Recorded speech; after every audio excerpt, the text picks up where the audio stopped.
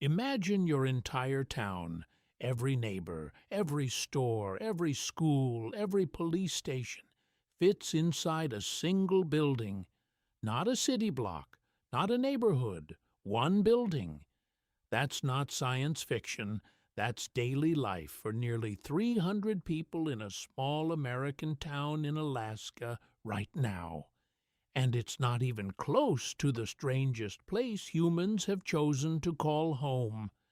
There's a village where saliva freezes before it hits the ground, an island where the nearest neighbor's 6 days away by boat, a place where contact with the outside world is not just rare, it's illegal to protect the people living there, and an island so small, so forgotten, that fewer than 50 people on the entire planet call it home. These aren't abandoned ghost towns. People live here by choice, generation after generation. This is the story of the most isolated towns on Earth, and why, against all logic, people refuse to leave. In the south of Alaska, surrounded by glaciers and mountains, sits a town called Whittier. To reach it, there is exactly one road, and that road passes through a 2.5-mile, one-lane tunnel carved through a mountain, a tunnel that alternates direction every hour and closes completely overnight. During winter storms, even that single connection to the outside world shuts down entirely. Whittier becomes, quite literally, cut off from the rest of America. But here's the truly strange part. Nearly 85% of Whittier's roughly 300 residents live inside a single 14-story building called Begich Towers, a former military facility that now contains apartments, a police station, city offices, a grocery store, and even a laundromat. Your neighbor isn't down the street. They're down the hallway. The town's only school connects directly to the building through an underground tunnel, so, in the brutal Alaskan winters, children never have to step outside at all. Why would anyone choose to live like this? Because Whittier was originally built by the U.S. military during World War II, specifically designed for people to survive completely self-contained, cut off from the outside world for months at a time. The military left decades ago. The town and its strange architecture of survival never did. Now travel 6,000 kilometers northeast, deep into the Siberian wilderness of Russia. Here lies a village called Oymyakon, officially recognized as the coldest permanently inhabited place on Earth. Winter temperatures here have plunged as low as negative 89.9 degrees Fahrenheit. January averages hover around negative 58 degrees. To put that in perspective, at those temperatures, exposed skin can develop frostbite in under 5 minutes. Saliva and even eyelashes freeze almost instantly outdoors. Car engines are left running continuously, because if they stop, the extreme cold can prevent them from ever starting again. The permafrost beneath the village is so solid that running water is impossible. Every household relies on outdoor toilets, regardless of the temperature. Even death doesn't pause for the cold. Burying the dead requires lighting a bonfire first, just to thaw the frozen ground enough to dig a grave. And yet, roughly 500 people still call this place home, generation after generation, refusing to leave the most hostile, permanently inhabited place on the planet. Now picture an island so remote there is no airport, no runway, nothing. The only way in or out is a boat journey, and not a short one. This is Tristan da Cunha, a volcanic island sitting in the middle of the South Atlantic Ocean. It is located 1,243 miles from the nearest settlement, and the quickest way to reach it is a 6-day boat ride from South Africa. The island's roughly 250 residents share just 7 surnames between them. Nearly the entire population can trace their ancestry back to a handful of original settlers. There are fewer than 12 supply voyages to the island each year, across just 3 ships total. During World War I, the island reportedly went 10 years without receiving any mail at all, after the supply ship route was abandoned. When ocean conditions turn rough, ships simply cannot dock, and the island becomes entirely cut off from the rest of the planet for weeks at a time.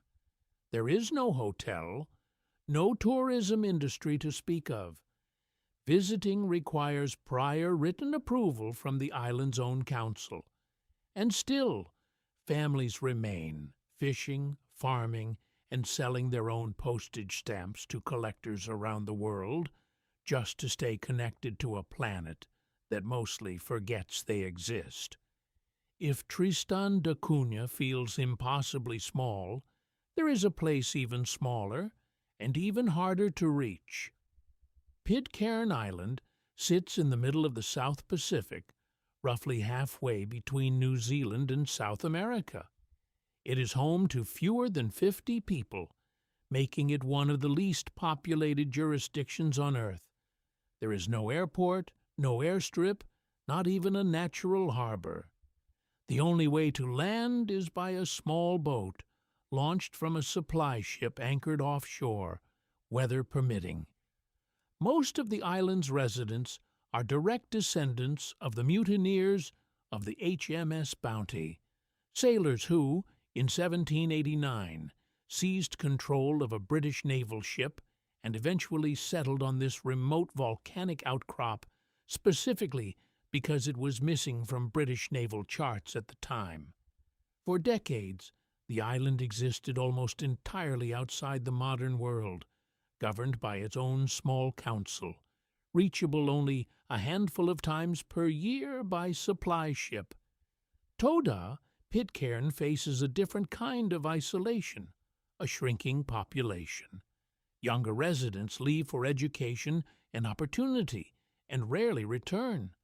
Some demographers now wonder whether Pitcairn may eventually become the first inhabited island in centuries to be abandoned entirely, not by force, but simply by the slow pull of the outside world. But the most extreme case of isolation on Earth isn't extreme because of distance. It's extreme because of law. In the Andaman Islands of India lies North Sentinel Island, home to the Sentinelese, an indigenous people who have rejected nearly all contact with the outside world for thousands of years. The population is believed to range between 50 and 150 individuals. Though no official census has ever been conducted, Indian authorities enforce a strict 3-mile exclusion zone around the island, making it illegal for outsiders to approach. This isn't bureaucratic caution, it's protection for both sides.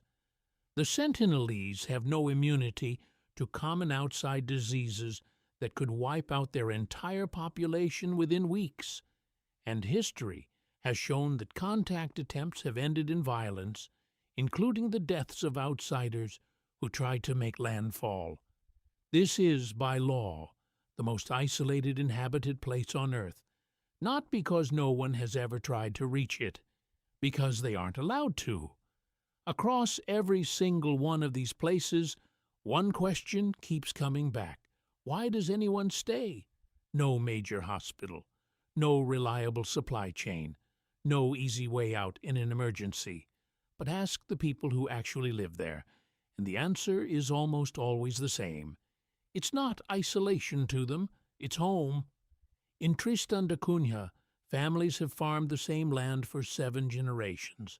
In Oymyakon, surviving the cold isn't a hardship, it's simply what life is.